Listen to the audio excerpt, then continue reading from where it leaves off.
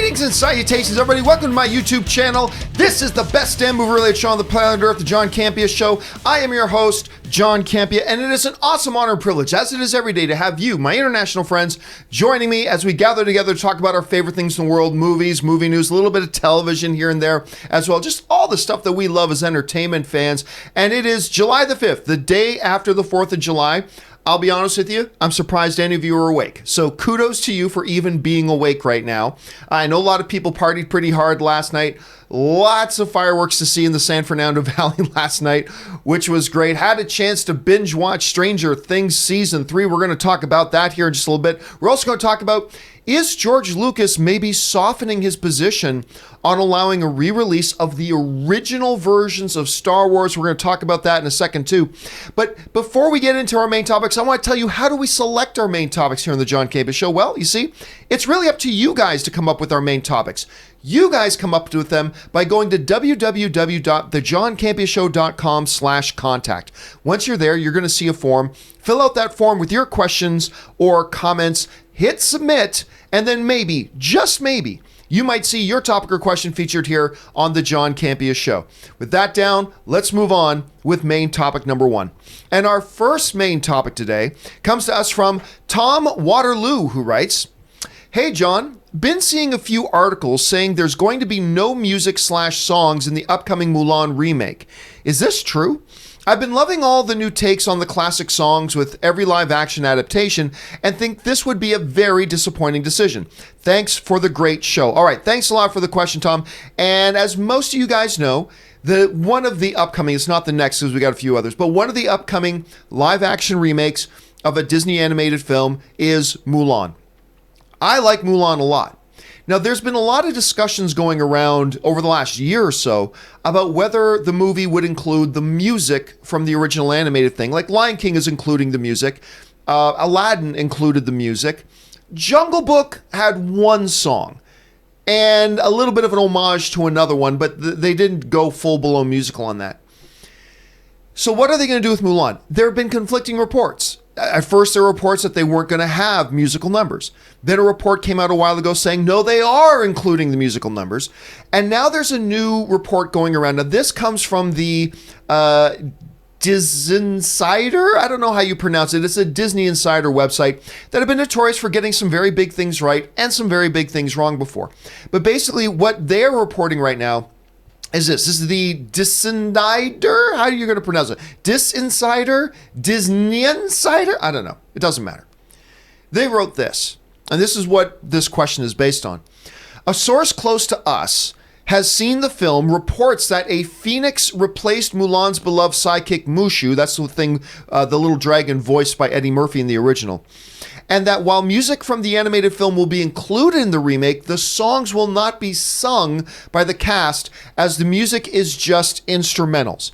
So once again, a source close to us, this is the Insider says, a close source to us that has seen the film, which by the way, the film's not done, so whatever, has seen the film, reports that a phoenix replaced Mulan's beloved sidekick Mushu, and that while music from the animated film will be included in the remake, it'll only be instrumental. Now that's what they're saying right now. And again, I just want to throw this big asterisk out there. This is not an official source. The Diz Insider has gotten a number of big things right in the past, but they've also got a couple of big things wrong. So take that with a grain of salt as it is. For now, the report is this. Now, the reason this is still rather interesting is because this is kind of what the rumors were before. That as opposed to going into like all the song numbers from the original film, what they'll do is going to have, instrumental tunes playing, but without song and dance numbers in the film. All right, let's take the question about whether this is true or not and put that aside for a moment. Just for now, for the sake of the discussion, let's assume that this report is accurate and that the upcoming Mulan film is not going to be a musical. They'll include homages to the original's music through instrumental scoring, but not through the singing of songs. And also, the dragon Mushu is voiced by Eddie Murphy. Let's start with the Eddie Murphy dragon thing. I'm okay if they cut that out. Don't get me wrong. I'm not saying I didn't like Mushu in the original animated. I did. But it was distinctly designed and worked because it was a 2D animated film. in that medium, Mushu worked and worked well. I really liked Eddie Murphy doing the voice there. Almost as much as I liked him doing Donkey in the Shrek films. Not quite as much, but almost as much. So I like the character very much in the animated film, but I don't think that character translates over well to a live action film. I think just because it worked in one medium doesn't mean it'll work in another medium, so I'm okay with it. Would I have been okay with it if they kept him in? Sure, but I'm also very much okay with them cutting him out if they're cutting him out. So there's that. As far as the music goes, I'm going to be straight up honest with you, and I might be in the minority here. I really like Mulan, that movie. I couldn't hum one bar of one song from that film. The strength of that Mulan film was not its music. I'm not saying it had bad music. I'm just saying, sitting here right now, I've seen that Mulan animated film probably 5, 6, 7 times. I couldn't hum a single bar. And I'm not going to be surprised if there are some of you out there that are just like me. I could not hum a single bar of any of the tunes in that movie. I don't remember any of them. I was much more taken with the movie and the story and the mythology of it than I was with the songs, because I don't even remember any of the songs. So if you were to ask somebody like me, would I be okay if they took out the songs and just focus more on the narrative? I'm totally cool with that. You know, it's not like Lion King. We're a circle of life. Can you feel the love tonight? Hakuna Matata, be prepared, whatever. I remember all those songs. I remember them all. Beauty and the Beast, remember all the songs. I remember all of them. Aladdin, never had a friend like me. Of course you remember the songs from that one. Mulan, couldn't tell you. Now, I'm not saying I represent the majority, not at all. I may very well be in the vast minority on that. But being that I'm in the position that I'm in, that I don't even remember these songs, how could I be upset that they're not going to include them in the film? I'm totally cool with it. Not to mention, the mythology and the narrative of Mulan, I believe lends itself better in a live action environment to not be musical. Now, I could change my mind about that if I saw them, a concept being done a different way, sure. But just off the top of my head, so don't hold me to it, but I'm just saying just off the top of my head, the whole idea of a Mulan film, it doesn't strike me as something that needs to be a musical per se. So that's all I'm saying on that. That's all I'm saying on that. So now let's get to the question about whether this is true or not. I have no information myself on this. So I don't know with any certainty one way or the other if this is true or not. I will say this, it makes sense to me. So I'm going to lean, as a speculative fan, that's it, pure speculative fan, I'm going to lean towards the idea that this is probably true because it just seems to make sense. I don't think the dragon would necessarily work in a live action thing, although if Disney did it, maybe they'd find a way to make it work. I don't think it needs music to do it as far as being a musical goes. So I think this is true, but I don't know that for sure. And if it is true, I'm totally okay with it. But there are some of you who I'm sure would be militantly against this. And I respect that. But I want to hear what you guys think about that. Number one, do you think report is true, that no Mushu, no song numbers? And secondly, are you okay with that if that's the case? I want to hear what you guys think. Jump down to the comment section below and let me know your thoughts. All right. With that down and out of the way, let's move on to main topic number 2. And our second main topic today gets sent in to us from Theodore, who writes, "Hi, John. Have you watched the 3rd season of Stranger Things? If yes, do you think it lives up to the hype, or is it a rehash of previous seasons? Thanks." All right, thanks a lot for the question, Theodore. And one of the things that I utilized my 4th of July as a day off, and Ann had the day off as well, was to sit down and binge-watched the entire 3rd season. It's only 8 episodes. We watched the entire 3rd season of Stranger Things. Now, I am a fan of the Stranger Things franchise. Not the biggest fan in the world. I don't run around with Stranger Things t-shirts or anything like that, but I am quite a fan of it. I really do like the series.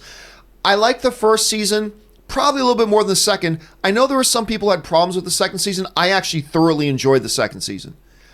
Even that one episode that everybody complains about, where Eleven was off on her own, everybody complains about that one. I actually liked that episode. I thought it was a nice little change of pace. It gave a little bit of a different angle on things, and I liked it, and I enjoyed the season very much. I'll tell you just right off the top, I loved this season. I think this is my favorite season.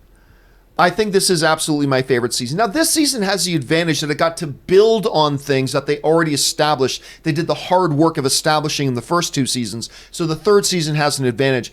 But they took advantage of that advantage, and I thought it worked really well, and I was completely drawn into it right away. And I'll tell you what, I went into Stranger Things Season 3 with a little bit of skepticism. Because I'm like, okay, wait a minute. Upside down again. They're just bringing this. I thought they finished it off. I thought they wrapped it up at the end of season 2. Really? They're bringing it in again. I know they had that little tag in the upside down and the monster was still. I get all that. But I went in a little bit skeptical. I admit it. But as a fan, as somebody just watching it, I found their explanation of it all satisfying about why that creature is still there.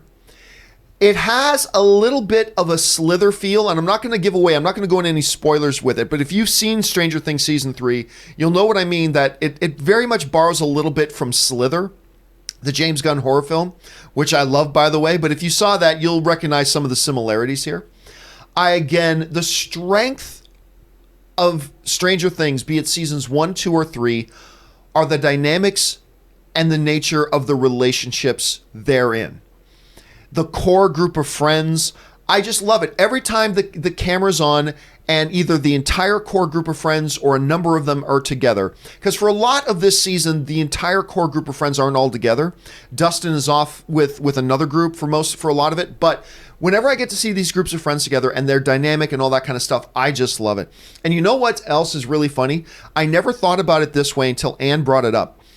We're watching the show, and Ann says, this show really feels like this is a visual narrative of a group of kids playing a role-playing game, playing a Dungeons and Dragons game. And she didn't mean, oh yeah, we see them sitting at a table playing Dungeons. No. It feels like their whole adventure are characters going through a role-playing game adventure, a Dungeons and Dragons kind of adventure. That's how it kind of feels.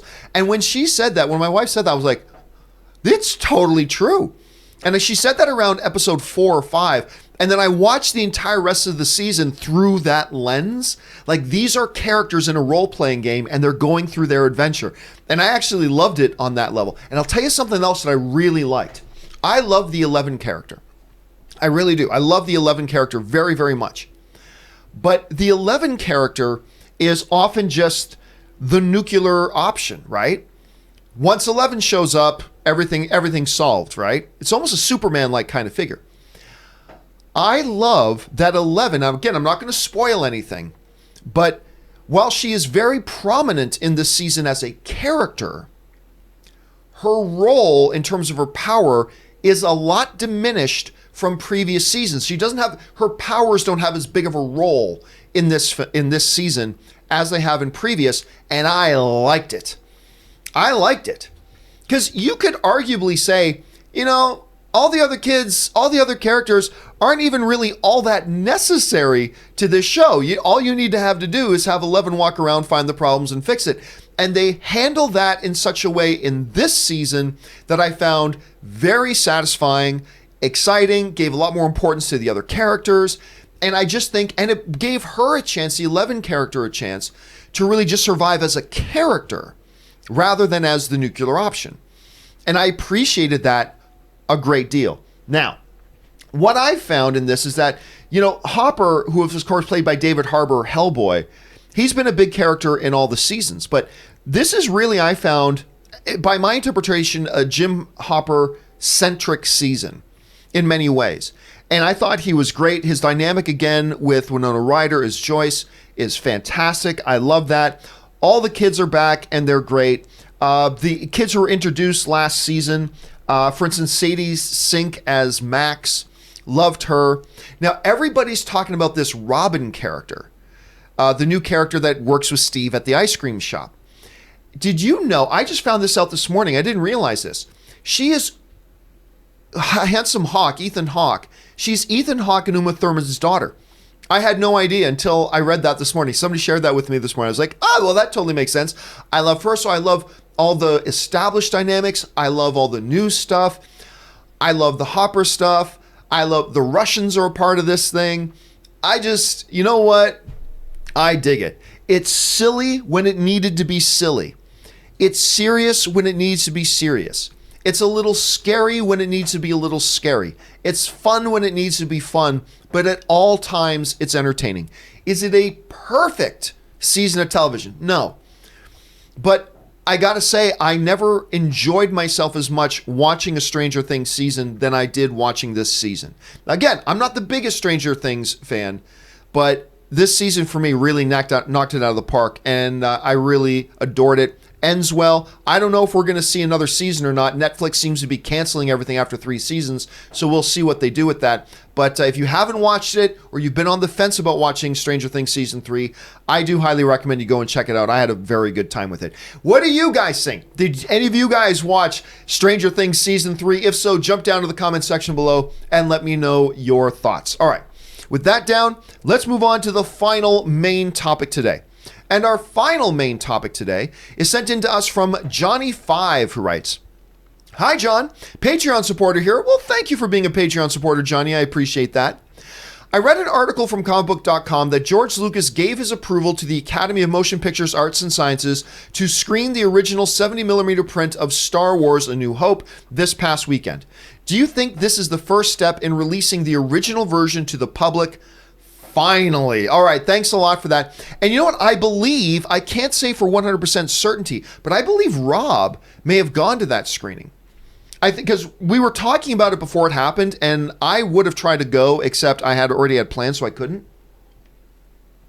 But yes, for those of you who didn't hear about this, the Academy held a special screening of the original print of Star Wars. And then they did this Q&A that was broadcast over, I believe it was live streamed on YouTube afterwards, with like George Lucas's ex-wife, who was the editor of the film, and a couple of other people. Anyway, fascinating stuff. So they played this thing, and it's the original. Now, just to be clear, I've heard conflicting things. There are some people saying that George Lucas gave his consent for them to do this screening. I have heard other people say that they didn't need George Lucas's consent. They own that print that they have, and they're free to show it in one of their own facilities anytime they want. I don't know which is true, to be honest with you. I suspect Lucas probably did give his consent because he is a huge supporter of the Academy. He loves Hollywood history and all that kind of stuff. And even though he wants his special edition Star Wars films to be considered the true Star Wars films, I believe he still does have a sense of history and doesn't mind it if an Academy does a screening for it for history's sake every once in a while. But again, let's be clear, I don't know for sure. Conflicting reports, some say they didn't need his permission, some say he gave his permission. Whichever is true, I don't think George Lucas would have minded either way. This brings us to the bigger issue. Fact of the matter is, the special edition, Star Wars' the special edition stuff is out there. And in George Lucas's mind, and he is the owner of Star Wars, well, not anymore, but Star Wars is his thing, his creation. As far as George Lucas is concerned, the Star Wars special editions, which you see over here, take precedence and are the only true version of Star Wars now. As far as George Lucas is concerned, the original released versions of Star Wars are not a real thing anymore. They do not exist as far as he's concerned. They are no more Star Wars than if you and I made a fan film, in George Lucas's eyes. I could make a Star Wars fan film right now, and George Lucas thinks his original version of Star Wars is no more legitimate than any fan film that I make right now, because it's not the real thing. The real thing is the special edition. Now, I'm like everybody else. The original edition, to me, is the only true version of Star Wars. Don't get me wrong, I've got some appreciation for the special edition stuff. There are good things in the special editions. There are. There are some really horrible things in the special editions too. I prefer the original editions, but, you know, give the devil his due. There are some improvements in the special editions, and there are some things that are really quite nice. Of course, that doesn't make up for Jabba, and that doesn't make up for Jabba's Palace's band, and it doesn't make up for the fact that they got rid of the Ewok celebration song at the end of Return of the Jedi. Are you kidding me? Anyway, I'm still upset about that. I'll get over it in the next 20 years. Anyway, to me, the only true version of Star Wars is the original edition, but the only opinion that counts is George Lucas. Now, when George Lucas sold Star Wars to Disney, a lot of people just assumed that heralded the fact that we were going to get, Disney will want to make that money, and so Disney will release the original versions of Star Wars on Blu-ray and 4K, and we'll get the original Star Wars back because Disney owns it yet. Now, yay! Well, there was a problem.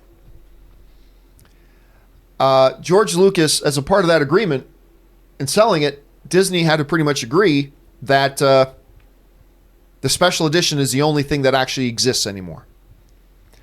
So concurrent with their agreement with Lucas, they can't release the original versions. Everybody thought, well, Disney owns it now. They can do whatever they want. No, they can't.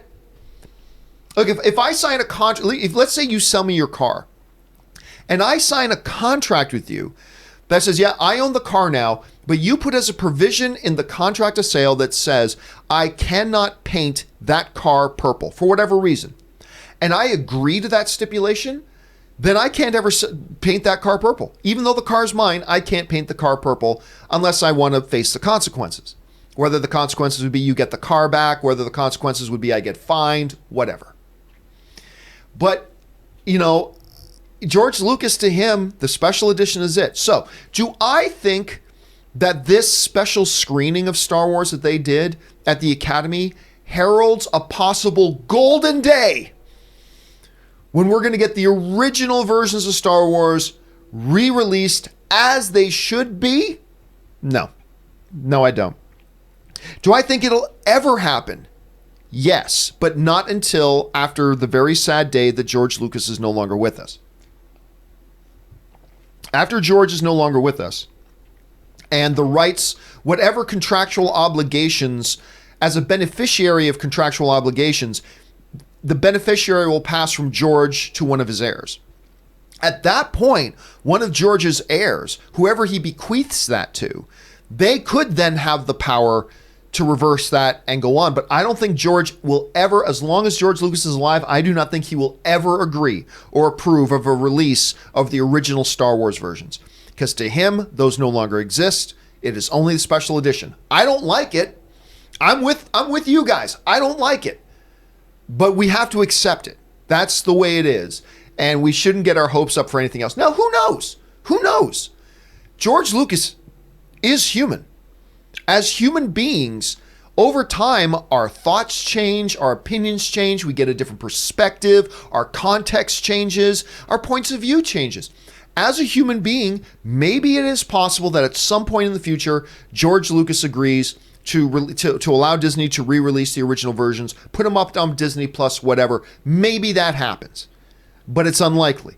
And I think what is best for us as Star Wars fans is to just accept it. Just accept it and understand there's probably going to be another 15, 20 years before there's even a hope of us getting at that. But who knows? More surprising things have happened before. What do you guys think about this? Do you think that at some point George Lucas will allow the original versions of Star Wars to be re-released out to us? Or do you think, nope, as long as he's around, they don't exist? I want to know what you guys think. Jump down to the comment section below and let me know your thoughts. All right, guys. That will do it for all of our main topics today. Of course, yesterday was the 4th of July. There's really not a lot of movie news out there. So that's okay. That gives us an opportunity to save more time for your live questions and to get to the topics you guys want to talk about. So let's not waste any time and jump on over and get to those. And we're going to start off the live questions today with Arturo Beltran, who writes, John, it's 12:46 in the morning. Get some sleep. So what happened was I was up late getting through the final episode of Stranger Things 3. And I realized, you know what? I should probably allow myself to sleep in a little bit tomorrow. So I'm just going to post up the live event now. I don't usually post up the live event for the show until like an hour and a half before the show starts. But I thought I'm going to give myself an extra half hour sleep in tomorrow. So I'm going to put up the live stream tonight. So that's why I was up so late. Mishta47 writes, absolutely phenomenal season 3. I need more, please. I really liked it. And I really hope that Netflix doesn't pull the plug on it. Now, some people have said to me before, but John, didn't you know that the creators of Stranger Things said they already know how many seasons they want and that they've already planned it, so don't worry. Yeah, but they're not Netflix. It doesn't matter what the creators of Stranger Things wants to do. Netflix is what matters. And if Netflix says we're not paying for any more, then it's done. Now, that could mean that Stranger Things could pop up on another network. Maybe another network picks them up and they can finish it off. But right now, the ball is in Netflix's court. And I haven't heard Netflix confirm, unless I just haven't heard it. Maybe you guys have, but I have not seen any official statement from Netflix saying we have greenlit season 4. And maybe that is out there and I just don't remember it. But as far as I know, that's not the case. So until they do announce that, I'm going to be a little bit on pins and needles, but I certainly do hope they do a 4th one. All right, Giovanni Burton. Well, Burton is also, well, my Italian middle name is Bertano, but in English it's Burton. Next time, hide under your desk and definitely don't get out. Well, I mean, I've heard that, and I get it. Of course, we had the earthquake yesterday, and that's what ended our show, and our live stream got interrupted. My little fan tipped over and stopped the stream button, so whatever. So it was a very dramatic ending to the John Campea Show yesterday, which is fine, because I was about to end the broadcast anyway. I'm not comfortable with that. Under other circumstances, I would be, but I'm only about 30 feet from my front door, and if me being in the second floor of the house, I'm not comfortable just staying in here. But also, here's the reality. I've been in California long enough that I have experienced almost maybe 10 of these earthquakes since I've been here, maybe more, maybe a lot more, and I'm just not remembering them. And the reality is, because some people commented on the video and said, John, how did you stay so calm? Well, it's because I've been through a bunch of these. And honestly, they're usually not a big deal. Usually really just feels like a truck is driving by. You ever have that? You be in your house and a big truck drives by on the street and things in your house rattle a little bit? That's the main thing. Now, granted, it was a little bit more dramatic. A couple of things fell over, but I never at any time felt we were in any trouble. And so to me, the idea is, we're just gonna walk out the front door. As it turns out, we never left because shortly after the show stopped, like seconds after the show stopped, the earthquake ended. So it was no big deal. But anyway, I feel more comfortable just getting out of the house. Right or wrong, whatever, but I just feel more comfortable being where I was, just getting out of the house. Kevin Lewis writes, okay, swap things out. How about Man-Thing Marvel? I don't think so. You know, Robert and I discussed this a number of months ago. He brought up Man-Thing. He knows a lot more about Man-Thing than I do. But I can't remember everything he said, but he made his case about why he didn't think it would work. So I'm just going to agree with Rob on that, even though I don't remember it exactly. Toonie2 writes, hey, John, I hope you and the girls are all right. I was really shocked after the earthquake scene yesterday. Yeah, it was so funny. I mean, first of all, that it happened during the show. Thankfully, during the end of the show, I was more annoyed than anything else because I hate it when something interrupts my show. I know that's a backwards way of thinking. Fortunately, nothing really bad. Here's the biggest casualty was, unfortunately, I got a number of awards and things like that, but my most prized one, because it's the first award that I won after, branching out on my own, was the Academy of Web Television Live Series, Best Live Series of the Year for the John Campea Show. And unfortunately, as you can kind of see, the top here cracked and chipped off. This thing is pretty solid, so I'm glad it didn't shatter into a million pieces. But unfortunately, my most prized one got a little bit damaged yesterday. But other than that, everything else was fine. A few things fell over. Some books fell down. Some things fell off a shelf. Nothing really damaged. So everything was fine. And honestly, if my big, heavy, like wooden, let me bring it up here, John Campea sign there. You guys have no idea. Some people think that's a cardboard. That is a big, heavy, thick wood sign. But you guys can't tell. I don't have it anchored. It's precariously balanced. And if it wasn't for the fact that it was precariously balanced, that thing wouldn't have fell over either. But it fell over, created a very dramatic moment on camera. But hey, it was what it was. Okay, let's move on here. Suthius writes, hey guys, when I lived in California for 8 years in the 90s, I experienced only 3 earthquakes. You probably experienced more than that. You probably just didn't even notice them. I say 3 because I slept through them and woke up outside in Dad's arms. Hope there were no major injuries or damages. Yeah, I don't know about the rest of California. I'm not hearing about a lot of damage. Again, in here, the worst bit of damage was, again, I had a trophy get cracked. No big deal. But thank you for that. And I think there have been a lot of earthquakes that we probably, for people who live in California, there's probably a lot of earthquakes you don't even notice. Like Ann didn't even feel it. Ann was on a hike, so she's walking, she didn't even notice that the ground was moving a bit because she was already in motion, So Ann didn't even notice it.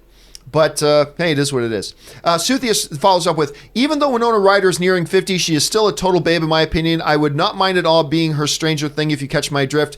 Crude, Suthius, but yes, we catch your drift. Suthius follows up, just finished Stranger Things 3. I don't know which season I prefer over the other. They are all very good. 11 is still a badass. She is. And you know what? It's a little bit... Look, Stranger Things is not as good as Toy Story.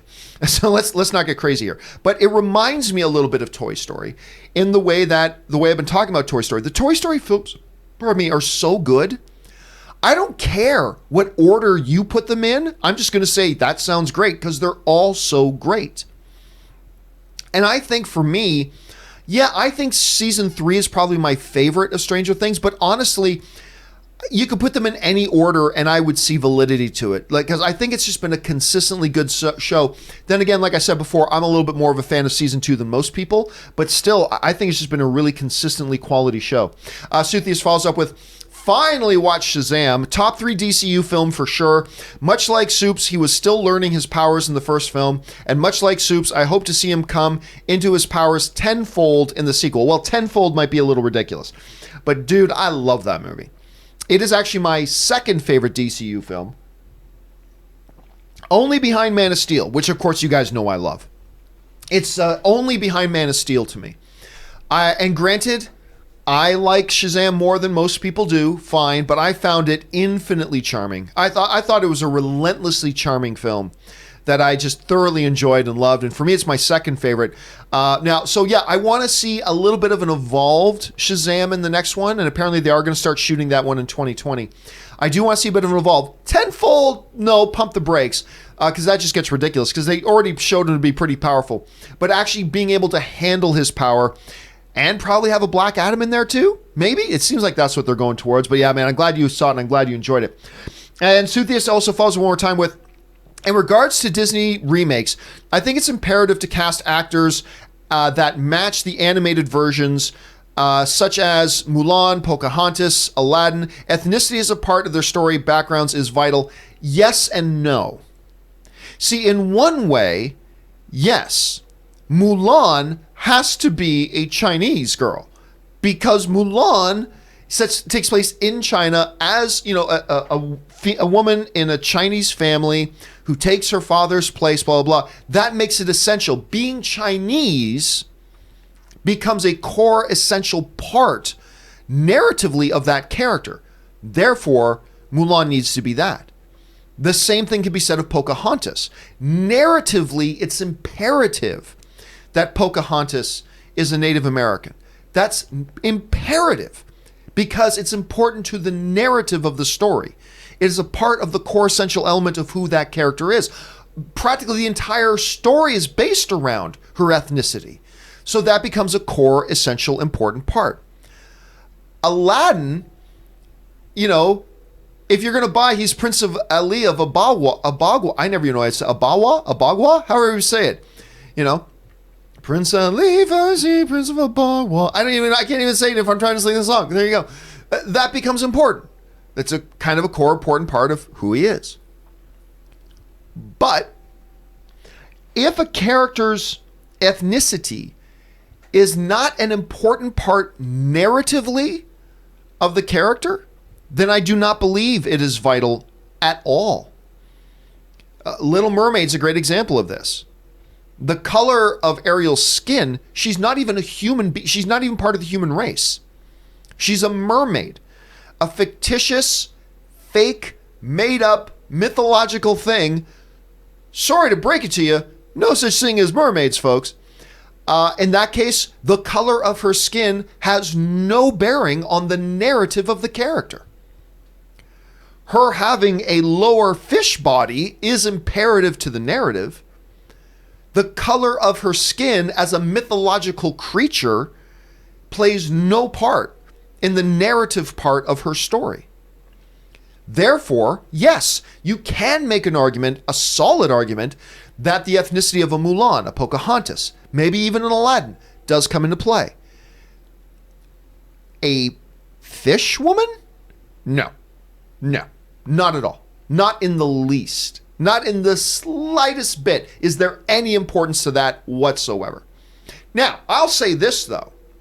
I'll say this, having just said all that, if I'm the producer of the film and I have two actresses in front of me and they were like dead even, I believe they've got equal singing voice and equal charisma and equal senses of innocence and wonderment and equal acting ability and equal. If I get two actresses in front of me who are in every way completely equal to one another, all other things being equal, and one was a white-skinned, red-haired girl who looks just like Ariel in the animated thing, and one was anything else, then all other things being equal, being this character, as a producer, I would go with the red-haired girl. All other things being equal. But if the other girl was even 3% of a better singer, or if the other girl had 3% better on-screen charisma, or if the other girl had a 3% better acting chops, whatever, then I don't care about the red hair. I'm going with the girl that's better. All the things being equal, going with the girl with red hair. That's what I would do. Not everything being equal, well, then I'll go with whoever's best. And if, Rob Marshall thinks this girl's the best, I'm not happy with the casting either, just because I would have liked to have seen somebody with a little bit more experience. There are a lot of girls, Asian, black, white, whatever. There are a lot of girls in Hollywood now who are about the same age that have more experience than this girl. I probably would have been a little bit more comfortable with that. But whatever, give them the benefit of the doubt for now. They went with who they are. So sometimes, yes, ethnicity of the characters being cast is important to the narrative, but many times it's not. And I believe this is definitely one of those times where the ethnicity of the character or the actor portraying a mythological creature is completely inconsequential. 100% inconsequential. I still don't like the casting, but it has nothing to do with the ethnicity because I don't think that's important here. Anyway, that's just my thoughts on that. Marl Jehovah sends in a couple super chats. Thank you so much. I appreciate that. Chris Feldman writes, were you a fan of the V miniseries with Mark Singer? Dude, I've talked about that all the time. With Robert Englund in that as well. Michael Ironside. Yes, of course, I was a little kid when that came out, but it totally captured my imagination. I loved it. I still remember the first time one of the visitors had their skin peeled off and it's a lizard. It was the freakiest thing I'd ever seen as a kid. And then they're eating the mice or the rats. And then you find out they're stockpiling human beings as a food source. It's awesome. Cheesy by today's standards. I never did watch the reboot of it. They tried it again a couple of years ago. And I think, wasn't Baccarin from Serenity and Deadpool, wasn't she? I believe she was in that. Anyway, I never did get around to watching the reboot of it, but I loved that one when I was a kid, dude. I loved that one when I was a kid. Willie Yang writes, did Baby Groot and Forkie survive the earthquake? They did. It's funny because Baby Groot during the earthquake was like totally swaying even before it got hard, but Baby Groot never fell over. And yeah, see, Forkie has the kind of gummy thing holding his feet together, so he's kind of stuck on the table, so Forkie didn't go anywhere. Forkie was totally fine. Evelyn writes, where do we go? Anecdote about earthquakes. My brother and I were at the Guardians 2 opening night when a 5.6 hit the city. We are used to them, so nobody moved. Yeah, it's funny, I was in a Tony Roma's. The chain ribs place, right? I was in one when an earthquake hit here in LA. I was in the Tony Roma's that was in Glendale. I don't think it's there anymore. And an earthquake hit, and nobody even talked about it. Like the waiters and waitresses just kept doing their thing. The people dining were just kept eating whatever. And it's just it didn't faze anybody. It's like everybody in LA knows, unless it gets to a certain level, there's really nothing to worry about. And little earthquakes started hitting. And for me, it was either my first or second one that I, recognized was happening. And I was like, really? Nobody's freaking out about this. Okay, I guess I don't need to freak out either. So it's kind of funny that way. Film Boss writes, just realized Clark Gregg wrote what lies beneath. I believe I heard that before. Now, Clark Gregg, who of course plays Agent Coulson in the MCU and in Marvel's Agents of S.H.I.E.L.D. He's a writer as well. I love Clark Gregg. I love Clark Gregg. And What Lies Beneath is a celebrated horror film. I'll be honest with you, I'm one of the few guys that didn't like What Lies Beneath. I know a lot of people like that movie. I believe it's Michelle Pfeiffer and Harrison Ford. A lot of people like that movie. For whatever reason, it just didn't work for me. But I'm still a huge fan of Clark Gregg, even though that may be the case. Okay, Chris Feldman writes, fun fact, Kenny Loggins was the first solo act to have a top 10 pop hits from 4 different movies: Caddyshack, Footloose, Top Gun, and Caddyshack 2. I couldn't even tell you what the one from Caddyshack 2 is. But yeah, Kenny Loggins was, I mean, he was as much a staple, at least the perception was, Kenny Loggins' music was a staple of Hollywood films in the same way that Randy Newman's music is a staple of Pixar, or at least it felt that way, right? The perception of it was that. And Kenny Loggins had a bunch of music in Top Gun. But anyway, used to love Kenny Loggins. Now when I think of Kenny Loggins, the funny thing is, because I love the animated show Archer, and Archer loved Kenny Loggins. And I believe Kenny Loggins actually did a guest spot on Archer once. And I think he actually voiced it himself as well, which was one of the funniest things ever. If you don't watch Archer, by the way, you should watch Archer. Thanks for the fact, Chris. Okay, Josie C. Diaz writes, so I saw Far From Home at 1:30, and towards the end, I go to my phone and bought another ticket for the one at 4 p.m. It was good. It was good. I couldn't wait another week to rewatch it. Yeah, you know what? I saw it a second time. I still have Spider-Man Far From Home ranked as my 4th favorite Spider-Man film. I have it ahead of The Amazing Spider-Man, which I love. I really, really like The Amazing Spider-Man. Not so much The Amazing Spider-Man 2, whatever. But I still feel like, for me, Into the Spider-Verse is the best Spider-Man movie ever made. I still think Spider-Man 2 is the next best Spider-Man movie made. And I just barely... Now, if you ask me in a few weeks, I may flip spots between Homecoming and Far From Home. But I just found Homecoming had more charm to it. So even though I think Spider-Man Far From Home had better action... I still have Homecoming just a little bit above Far From Home. So my ranking right now is Into the Spider-Verse, Raimi's Spider-Man 2, Homecoming, and then Far From Home, and then all the other Spider-Man titles that come after that. But I really enjoyed it. And I think I enjoyed it a little bit more the second time I saw it.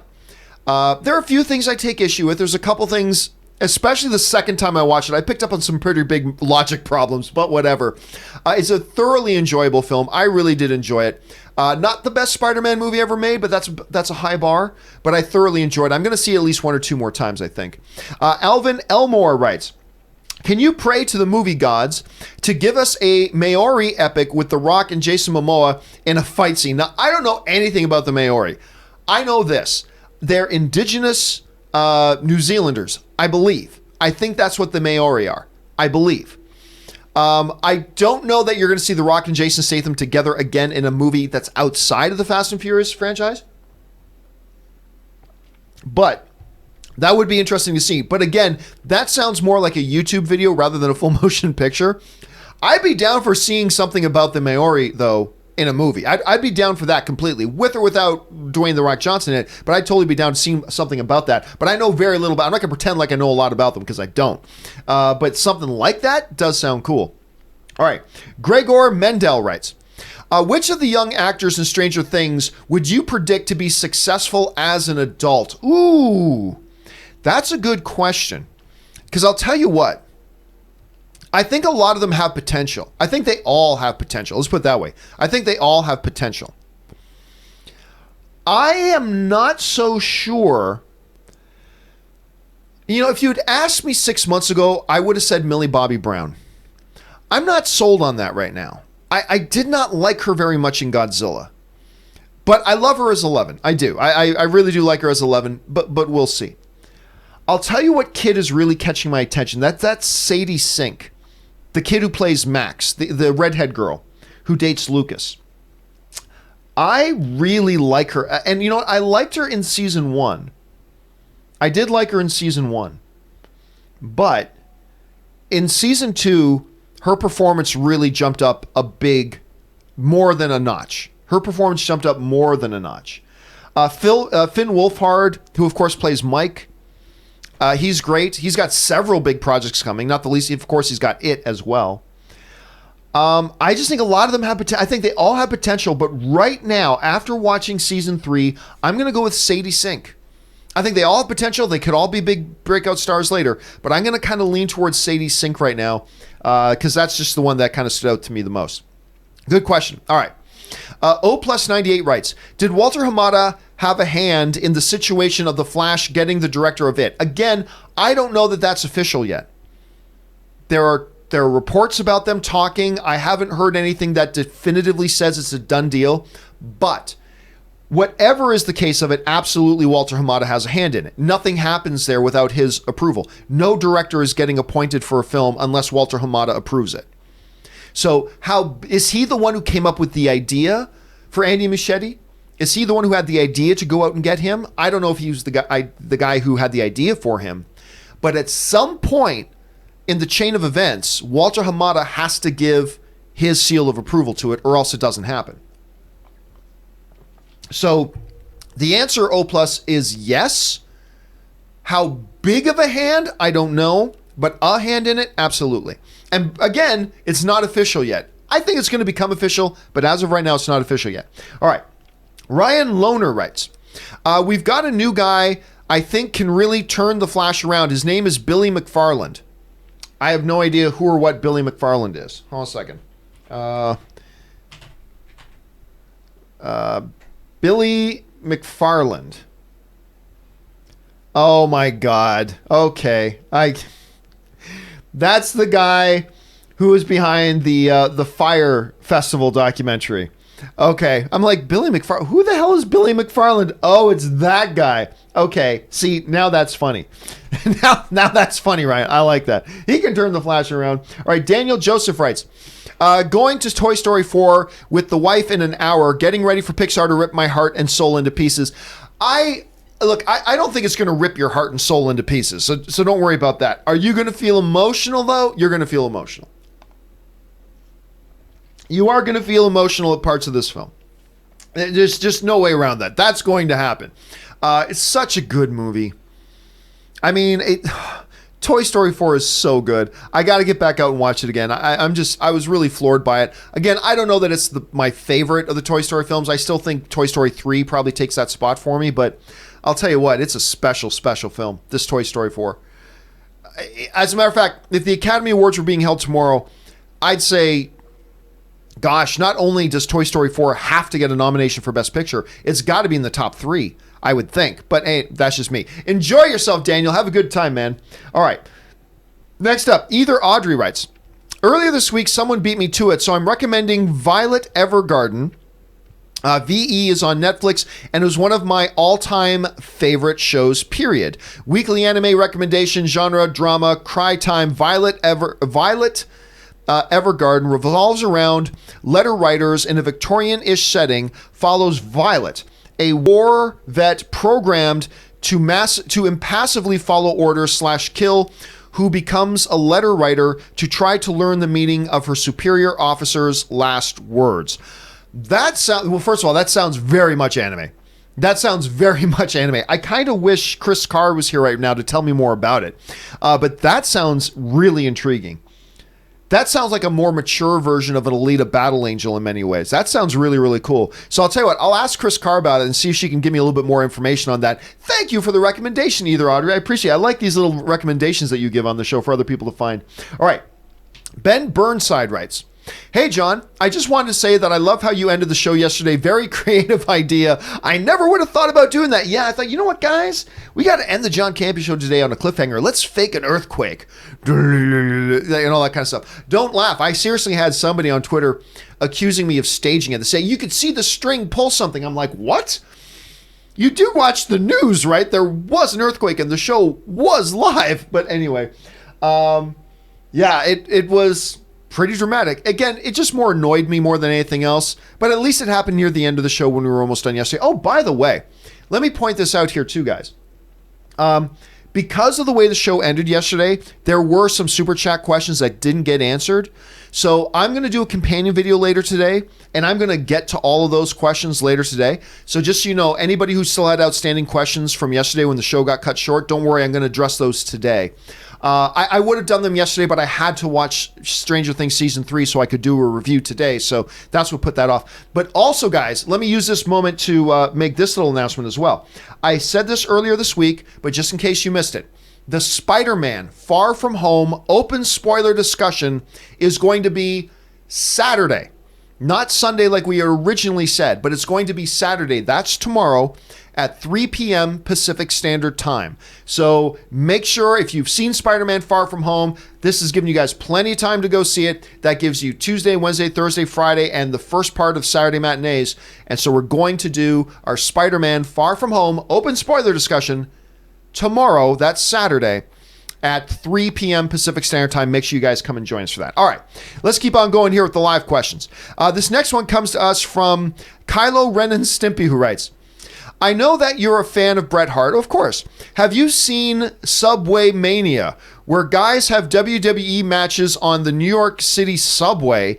They even had a ladder match. Nope. I have never, that sounds ridiculous to me. So no, I've never even heard of that, dude. I've never even heard of that. Crazier things, though, crazier things. All right. I'm Upset writes, is Warner Brothers rebooting or soft rebooting the DCU? I'm confused. I don't think anybody knows. I don't even know if DCEU knows. Or World of DC or whatever it is they're calling it these days. I don't even think they've completely made up their minds yet. Now, if they have, they're not letting us know. So I honestly don't know. Look, appearances, they're kind of soft rebooting some things. I think they're at the point that they should just hard reboot, but Walter Hamada seems to want to keep moving forward, and they're having some success. Aquaman, Shazam, that's 2 big wins in a row. I can only assume Wonder Woman 84 is going to be a 3rd big win in a row. So they're having some success, so let's see what happens there. Ryan Lohner writes, did you know there was a Broadway musical of Shogun in 1990? I did not. Produced by the original author. Let's just say there's a reason no one remembers it. I would imagine so. If it was a big hit, I'm sure I would have heard about. Shogun is actually, it was a novel by James Clavell. And it's one of the few non-fantasy novels that I actually read when I was a kid, when I was younger. How I understood it, I'm not sure. And then they did a miniseries on it that I love to this day. And I would love to see a big epic movie adaptation of Shogun. I think it would be awesome. But I did not know there was a musical based on it. It does sound like it's a pretty bad idea, though. It does sound like it's a pretty bad idea. I'm not surprised we haven't heard of it. All right. Captain Lakari writes, saw Lion King trailers, no emotion in the actors' voices. Oh, I disagree. I 100% disagree. They didn't ham it up like you would in a regular animation, but they played it more subtly, but I definitely got it. But that's just me. Now, look, there have been a number of Disney projects that have come out in recent times that I have not been thrilled with, right? Whether it's the whole fiasco of the Inhumans, whether it's A Wrinkle in Time, whether it's their Nutcracker. They put out a number of things recently that I have not enjoyed. But I'm telling you what, I'm loving everything I'm seeing from this Lion King thing, including the trailers, and I am getting the right amount of emotion in it. So I'm digging it myself, but hey, it's all subjective. You don't sense it yourself, and that's cool. We'll find out soon enough. Lion King's opening in a couple of weeks. I actually see it this Tuesday. I'm really excited. I get to see it this Tuesday, so I'll let you guys know what I think about it. All right, Babyboy8603 writes, as much as I love the Flash TV series, I feel the show wouldn't work without Tom Cavanaugh. Well, such a great actor. I think it would. I do. I think it would still work without him, but I do believe he is an asset for sure. I've never liked Wells as much as I did in the first season. Like, that was still, to me, the best Wells at this point, and the best incarnation of Eobard Thawne. The thing is that we've seen his true face before, but I still like him best in the Wells face. The Reverse Flash, to me, I know that was a facade, but that's still the best one to me. So I still think the show works without him. I do. I really do. But I think he is an asset, and I think he adds to it. Good Canadian kid, by the way, Tom Cavanaugh. I just want to throw that out there. So it's always good to see him in there. Let's see here. Patrick Clare writes, saw Far From Home yesterday. Great movie. Perfect action scenes. I loved it. Quick question. Who is the best actor, Zendaya or the guy who plays Ned? The guy who plays Ned is a Filipino actor by the name of Jacob Batalon, who, of course, my wife and my wife's family love seeing him, and I do love him. He's great in the series. I love the dynamic between him and Tom Holland, and they've kind of got this great friendship off screen that they've played into a bit as well. Look, it's better to ask a question once we've seen Jacob in more things. I will say this. I was not thrilled with Zendaya in Spider-Man Homecoming.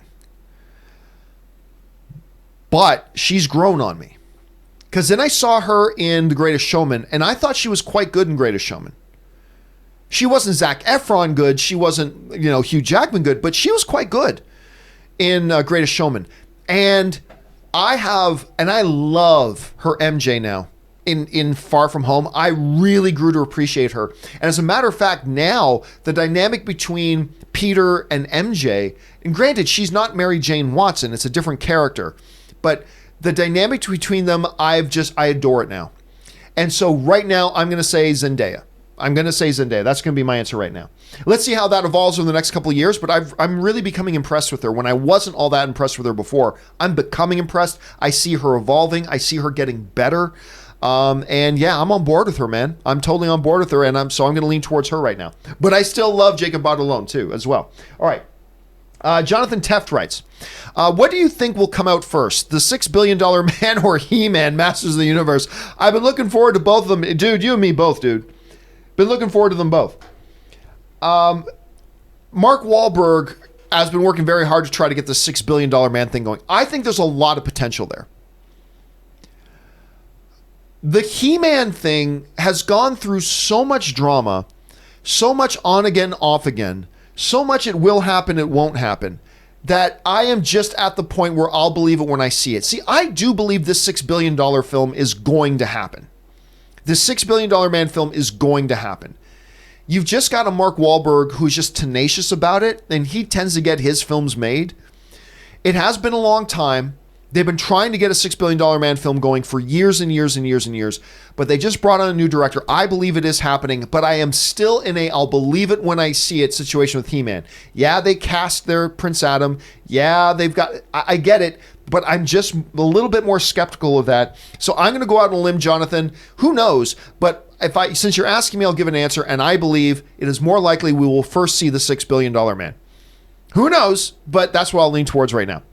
All right, Jonathan, where did Jonathan go? Hold on a second. All right, Jonathan Teft writes, so you don't remember the song Be a Man in Mulan? Nope. Seen the film like 6 or 7 times. Don't remember the song. One of the best songs in any Disney movie. The song's Reflection and A Girl Worth Fighting For are also wonderful. I hope they can make these songs work. I don't even remember them. And I may be completely alone in the universe. I'm not saying, by the way, let's be clear. I'm not saying that because I don't remember them, that means nobody remembers them. They aren't important. No. I ain't saying that at all. I could be completely alone in the universe on this.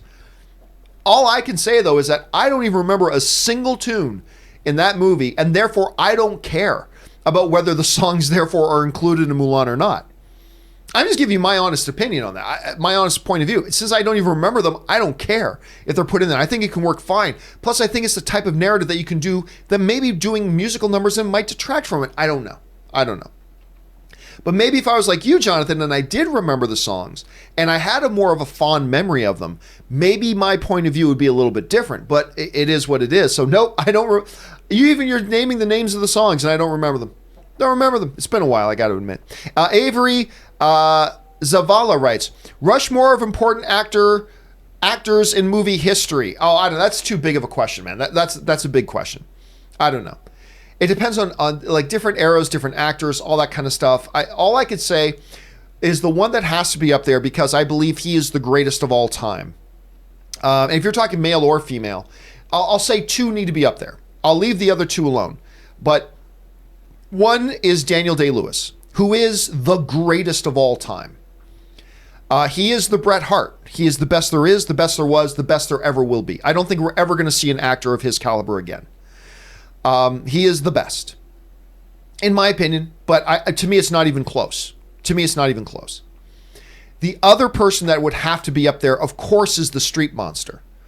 The most dominant, continues to be the most dominant actress in the business. How many Academy Award nominations does she have? 375? Something like 375 Academy. No one's ever going to, for actors, no one's ever going to come close to how many Oscar nominations she has. No one's ever going to even come close. So for me, I'll just go with two, and I'll say Daniel Day-Lewis and Meryl Streep. The other, it's too big of a topic to really get into. Samir Tesfaye writes, I love season 3 of Stranger Things. Brought back joyous memories of going to the mall. Oh, it did, didn't it? It really did. The food court, cinema arcade, electronics boutiques, and Babbage's stores. I don't know what that is. The girls, classic teenage memories. Dude, I'll tell you what. Hamilton, Ontario, Canada, ladies and gentlemen. Hamilton, Ontario, Canada. It is my home, the Hammer, greatest city in the world. I miss it desperately every single day. I'm going to go back there in August. I'm very excited about that. Going back there after Comic-Con in August. But they opened a mall called Limeridge Mall when I was a kid. For those of you who live in and around Hamilton, you know this very well.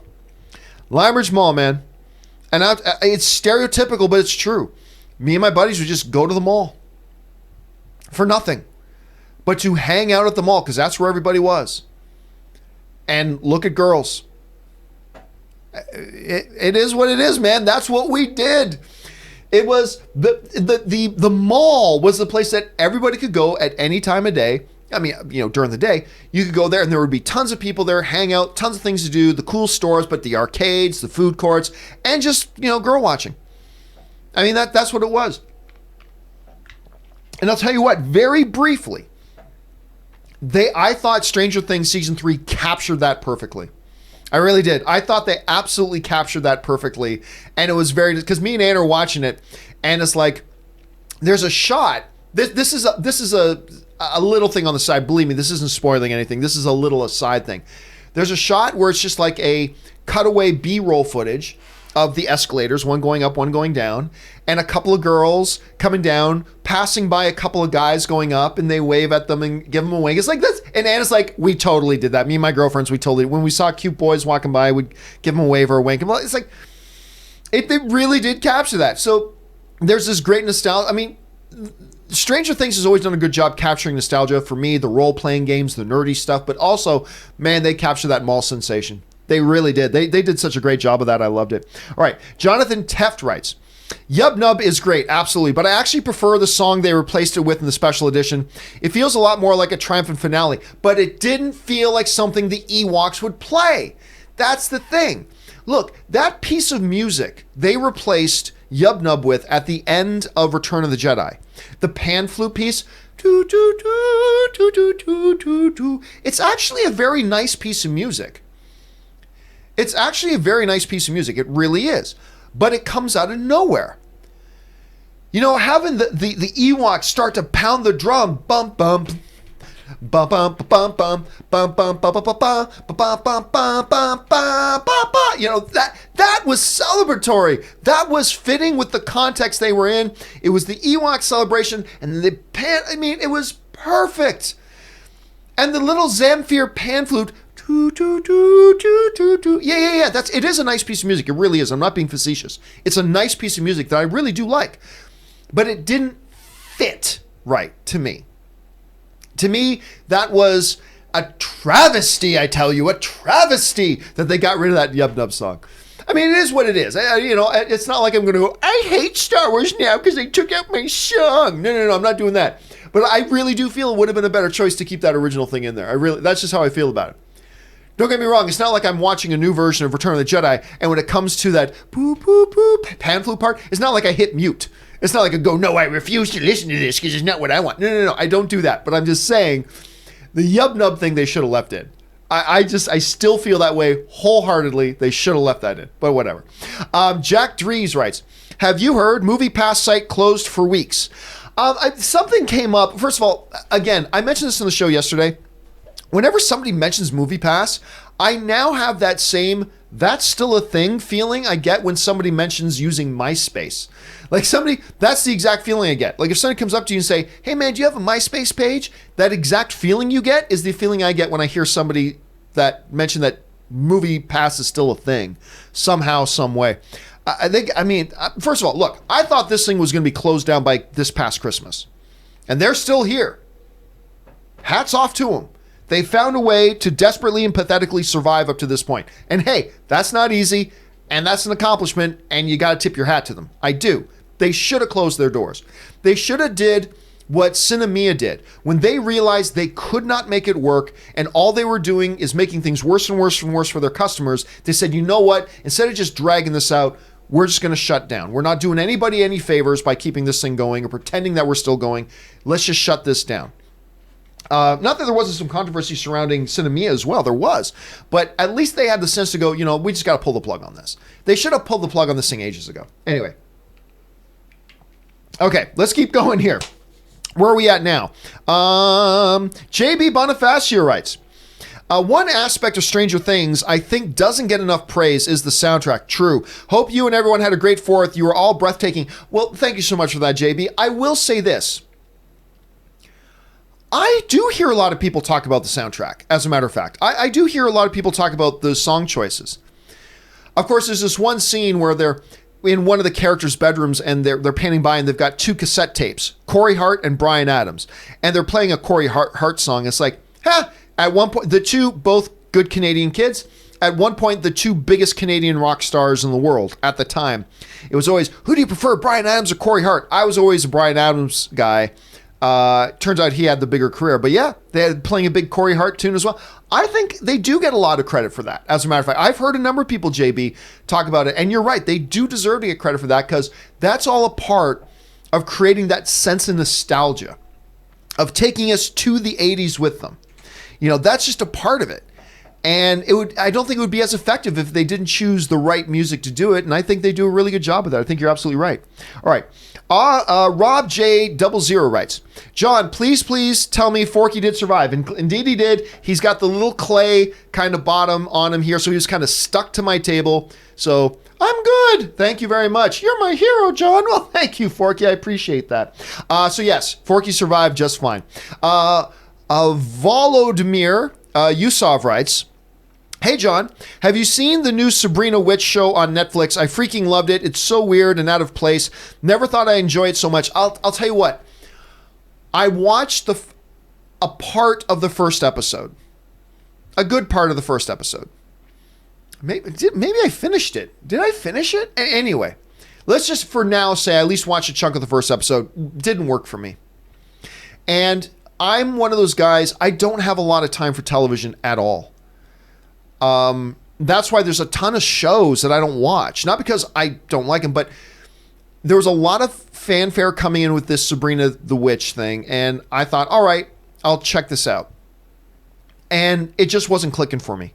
And when you're somebody like me that you don't have a lot of time for TV and there's a lot of other stuff that everybody's telling you need to watch, I don't have time to watch a show that I can tell right away isn't working for me. That doesn't mean other people shouldn't love it, and it doesn't mean it doesn't get good, but there were just other things then that I had to turn my attention to. Like when there are other shows that everybody's telling me, John, you got to watch this show, then I can't waste my time on a show that isn't working for me. If a show starts off and doesn't work for me, I need to move on. Now, that being said, Spartacus was a show that I hated. Didn't work for me. I hated it. The first couple episodes I hated. And the only reason I stuck around that show was because Aaron Cummings, who's a guest on my show, because Aaron, who's a friend of mine, was one of the stars of the show. That's the only reason I hung with it. And now it's my number 3 favorite show of all time. But the problem is I just don't have time to do that. So unfortunately, I've only seen like one episode of Sabrina and I didn't like it. I'm not saying it's garbage. I'm not saying it was terrible. I'm just saying it didn't work for me. So I moved on to some other shows. All right. Eric DeRiggi writes, I saw the whole series in one day, finished today at 6 a.m. Yeah, I watched it all yesterday because I knew I wanted to review it today. And oh wait, are you saying the whole series, not just the whole season? Like if you watched, is that even possible? Can you? I don't think you can. I don't think it's physically possible to watch the entire series. I don't think you could have watched all 3 seasons in one day. That's not possible because that's more than 24 hours. But maybe you just meant the whole season. I also watched the whole season in one day because I really wanted to get through it and be ready to review it today. All right, Epic Berserker writes, over under 31%, Avengers Endgame overtakes Avatar to be number 1. 31%'s low, so I'll still take the over. I wouldn't say over 50%. but 31's a low number. I'll take the over on that. Robert Perez writes, your award damaged by the earthquake now looks like a crystal from Krypton. Hope you have a great day. I will. And you know, it just gives it character. You know what? If nothing else, it gives me a neat story about this award. Yeah, seeing the damage up here? I was doing my show live one day. So if anything, it just kind of gives the award some character. Gives me some character and gives me a bit of a talking point on it. So you're right about that, Robert. Epic Berserker writes, just a couple more here, guys. Epic Berserker writes, hey, John, hope you had a good 4th. We started with that quake. I grilled. We had friends over having John Wick marathon. They have never seen. And fireworks. Oh, dude, there are fewer things I love more, Epic Berserker, than being able to sit down and watch a movie I really like with somebody who's never seen it before. It's actually one of my favorite things to do.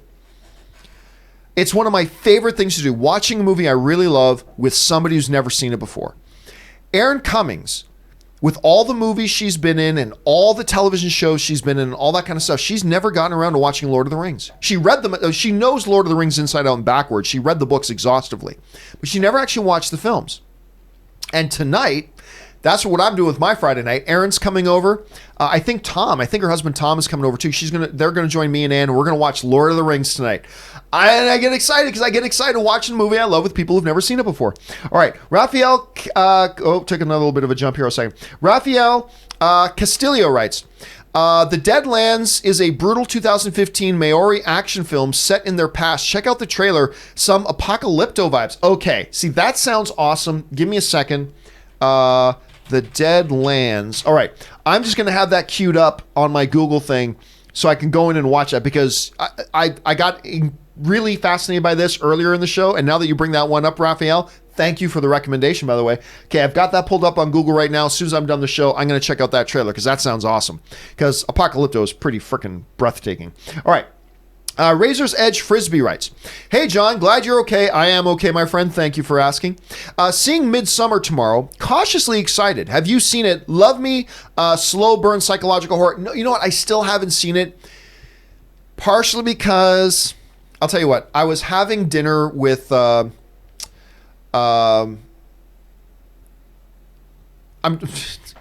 give me a second to decide if I should really share this or not. Anyway, I heard something about it. Okay. I heard actually more than something about it. I heard a lot about it. And it kind of, finding out about it kind of killed it for me. You know what, heck with that? I'll tell you what, Chris Gore. Okay. So me and Chris Gore, you remember from G4 and Film Threat. So me and Chris Gore and Kyle Newman and Christian Harloff, the four of us were having dinner last week or 2 weeks ago, whatever. And Midsummer came up, and I'm like, I'm actually really looking forward to hearing about it. He goes, it's so crazy. It's so crazy. And I don't know if that's a good or a bad thing, but it's so crazy. And he starts telling me about it, and he stops and goes, well, wait, I don't want to give anything away. Do you want to hear about it? I'm like, well, now I'm really curious. I want to hear about it. So he told me everything about the movie. And I got to say, it kind of killed my enthusiasm for running out and seeing it now that I know everything that happens in the movie. And it does sound nutty and crazy. So I think I am still going to go see it. I know Anne has no desire to see it, so I'm going to have to go without her at some point. So I'm still going to get around to see it, but I do know everything about the film because Chris told me about it. But hey, is what it is. Epic Berserker writes, heard about Keanu joining Fast and the Furious franchise. I heard no such thing. I don't believe that is real at all. Although with the role that he's on right now, anything could happen. Yeah, I've heard nothing about that, so I don't know that that's legitimate at all. Diamond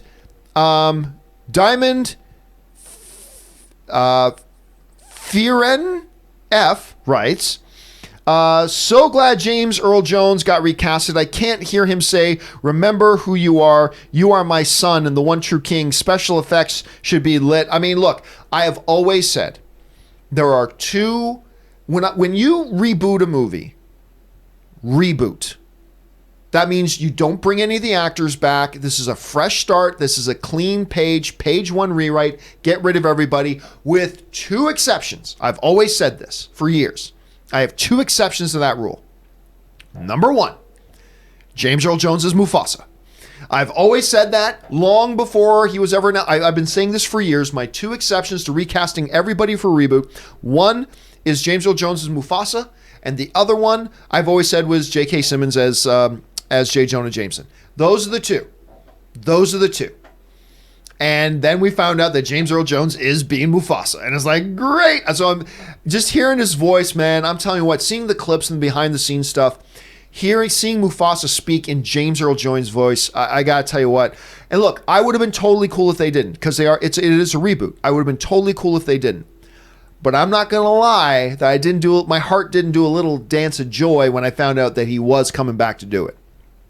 And so I'm totally great with it. I'm very excited for it. Again, I'm going to see it this Tuesday. Cannot wait.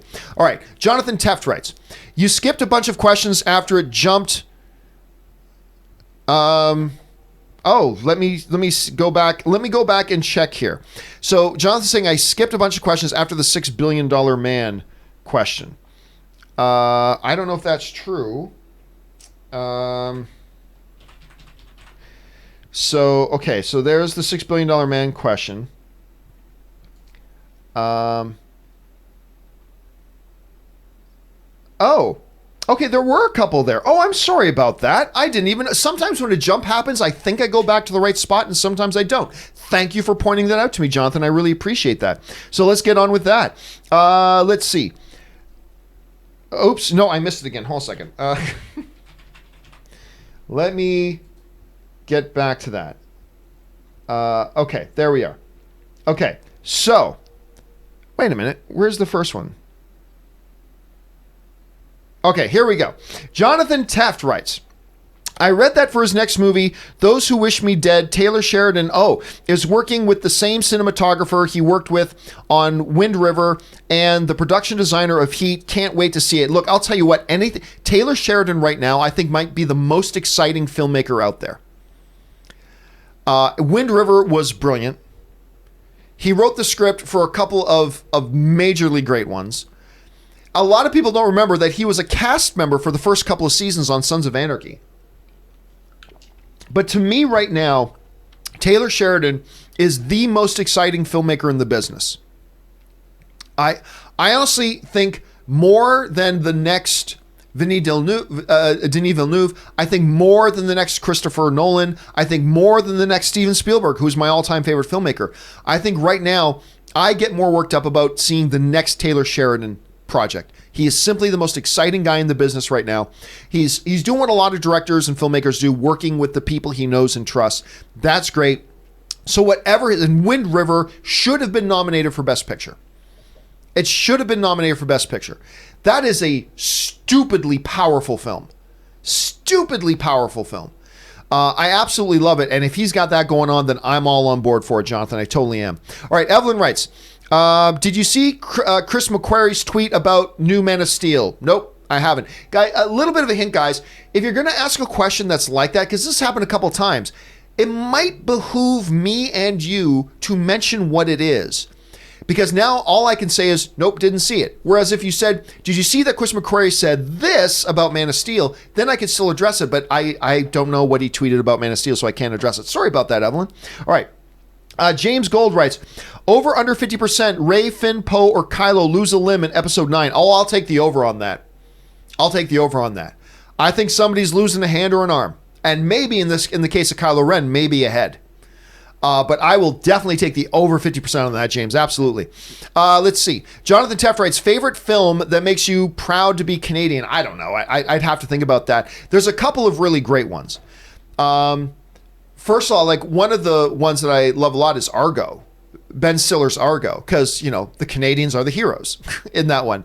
I'm also loving, from a television side, I'm loving Handmaid's Tale, because Canada is the savior of the world in that one. But for good or bad, right or wrong, when I think of a good Canadian movie, this is terrible, but it's Strange Brew. I love Strange Brew. But, there are a good number of ones that portray Canadians in a great light, and those are a couple of them that come to mind. David Tapia writes, San Diego Comic-Con just posted the schedule and your panel details. Oh, they did post it. Okay, so that means I can announce my panel details. Let me just do a quick search here to make sure they're still the details that I think I know what they are. Comic Con 2019 after Endgame schedule. Let me see if I can find mine here. Okay, I don't know if I'm going to be on this or not. Hold on a second. It's not on here. Okay, well, anyway, I believe the last I checked, wait, is just the first day or has the full one come? I'm seeing the first day of Comic-Con schedule released. I'm not seeing that the full schedule has been released yet. Hold a second. San Diego Comic-Con list of planned panels. Let me just check here.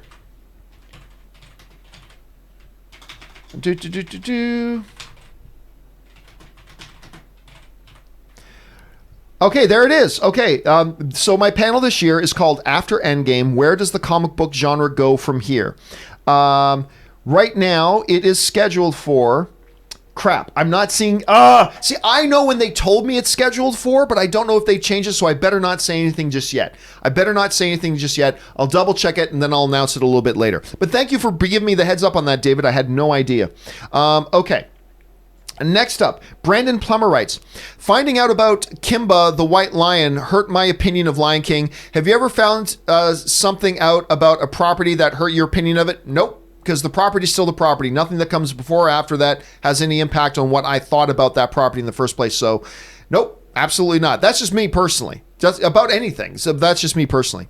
Like, for instance, Avatar, James Cameron's Avatar, is just a Dances with Wolves and Pocahontas shot by shot, plot point by plot point remake and ripoff.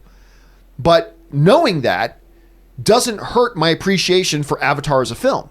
It is still what it is. I still believe it deserved to be nominated for Best Picture. Not win, but I still believed it deserved to be nominated for Best Picture. So yeah, that's just kind of how I feel about stuff like that. Let's see. Jonathan Teft wrote, they reworked Genie to make him work in live action, so I think they can rework Mushu to make him work. But why should they? I mean, that's the thing. Why should they? It's cool if you do, but really, the Genie, when you think about Aladdin, the Genie meshes with that narratively, whether it's live action or animated. If they're going for more of the mythological wartime narrative of Mulan, which I don't know if they are or not, then maybe Mushu, the funny little dragon, doesn't fit in. And look, if they're doing him as a phoenix, which I don't know if they are, but that's the rumor. If they're doing as a phoenix, then that's just a way for them to rework it, right? It's still them finding a way to rework it. So again, right now, who knows what's true and what's not coming out of this Mulan thing? I'm not really sure. But whatever it is, I'm going to give them the benefit of the doubt until I see what it is they do. The object of your first priority making any film is not to be true to the source material.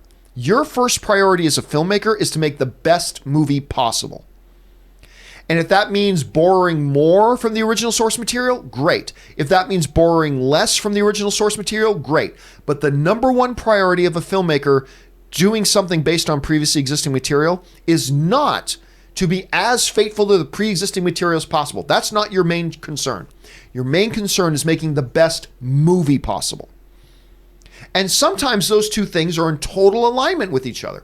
Sometimes being as close to the original source material is what is best for the movie, but sometimes it's not. And when it's not, what's best for the movie has to take precedence over being faithful to the original source material. That's my opinion of that, and I think there's been a long history in Hollywood that shows that that's the case. But that's just my thought on that. Let's see here. Cool Ranch writes, thanks for recommending Lucifer. It's awesome. Dude, I am unabashedly the world's biggest evangelist for this show, Lucifer. I love it, and it makes my heart happy, dude, when I hear people who went to check it out because I recommended it. It just makes my heart smile. So thank you for checking it out, and here's looking forward to season 5, and here's hoping somebody decides to do another one. Let's see. Ninja Greg writes, morning, John. Hope you, Rob, Chris, and Aaron had a wonderful 4th of July. Finally saw Spider-Man last night, and I can say without spoiling it, it is dude WTF. I know, and we can't talk about why. We cannot talk about why. But this Saturday, that's tomorrow now, 3 p.m. Pacific Standard Time, we will do our open spoiler discussion on Spider-Man Far From Home, and we will get into all those dude WTF things that went on in that movie, particularly in the post-credit scene. Make sure you guys come and join us for that, and I totally agree with you, Ninja. I totally agree. Let's see. Ryan Lohner writes, finish Stranger Things. Now I really want to watch Neverending Story again. I can't say why, because most people still haven't watched Stranger Things Season 3, so I can't say why. All I'll say, Ryan, is that I agree with you. And then we get caught up to where we were. So now let's just go, where are we at here? Going back to the mall, yub nub, have you heard? Aspect of Stranger Things. Let's see, did Forkie survive? Yes. Eric DeRigi. Where did we get caught up to? Let's see. Memory action flick, blah, blah, Epic Berserker, Diamond. There it is. There's the warning that I skipped a bunch of questions. By the way, John, you're right. I skipped a bunch of them. Thank you for giving me the heads up on that. Every once in a while, I scroll to the point after the jump that I think we were at, and I missed some. Thankfully, you were there to put me back on track, so thanks for that, man. All right, David Goldstein writes, how did Anne handle you seeing Spider-Man early? Perfectly. I explained it to her. I say, hey, look, I got to review this movie on my show tomorrow, so I really can't wait till tomorrow to watch it. She goes, oh, yeah, go. We'll just see it together tomorrow. So she was great about it, thankfully. Of course, that's her. David Goldstein writes, is HDR worth the upgrade? It really depends on the material. All other things being equal, I would say yes. All other things being equal. But it's not, to me, it's not a total game changer, but with certain things, you can see the difference. So I would say in general, yes. Ladies, where are we at here? Ladies love Cobra Commander. I love that name. Hey, John, new Patreon supporter here. Thank you so much for being a Patreon supporter. Dude, I love that. First super chat, just want to say I love the show. Do you still have the Facebook group for Patreon supporters? Yes. And if you have signed up to become a Patreon supporter, within a day or two, you should be getting a follow-up message that'll give you the link to that group and how you join the group. So just keep your eyes open for that. So thank you again, not only for the super chat, but also for becoming a Patreon supporter, man. I really appreciate it. Thank you so much. Let's see here. Enrique Carceres writes, potential Lucas from... Guys, please don't use abbreviations because Lucas from Stranger Things playing Miles in MCU. I don't care. You know the answer for me, guys. X actor playing X role, I don't care. So, sure. As much as any of 100 others, sure, I guess. But whatever. Nick writes, will you do a companion for yesterday's questions? Yes, I announced that earlier in the show that because of the way the show had to be abruptly ended yesterday because of the earthquake, there are leftover questions, but then I didn't have time to do it because I had to watch all of Stranger Things Season 3 yesterday before doing today's show. So I am going to do a companion video for yesterday's questions today, so keep your eyes open for that. All right. Last couple of questions here, guys. Austin Kazali writes, you should drop by to Eddie Bravo's 10th Planet, LA. Oh, I didn't even know he had a 10th Planet in LA. Because I've been to other 10th Planet, clubs. I didn't know Eddie Bravo had one here. There's actually a 10th Planet one in my hometown, as a matter of fact, that I used to go and train at. So I didn't realize he had one in LA. So at some point, I probably will want to check that out. Evelyn writes, about McQuarrie, he had an interaction about how him and Cavill pitch a new Man of Steel to Warner Brothers, but they never move forward. Sorry, not explaining before. Oh, no problem with that. The other thing is, look, Christopher McQuarrie once a while ago made a very clear statement on how he basically hates the toxic nature of a lot of the fandom right now. And he put out this tweet once about seeing how people were treating Rian Johnson, all that kind of stuff. And he's like, hey, count me out of doing comic book movies and count me out of doing Star Wars movies because I just see the way the fans act and I don't want to have any part of that. It was a really unfortunate thing, but he was totally right. He was totally correct in writing that. So I think we've known for a while, but dude, right now I am loving Christopher McQuarrie. It's not like everything he makes is pure gold, but he's making a lot of stuff that is really good, and I'm just loving the dude.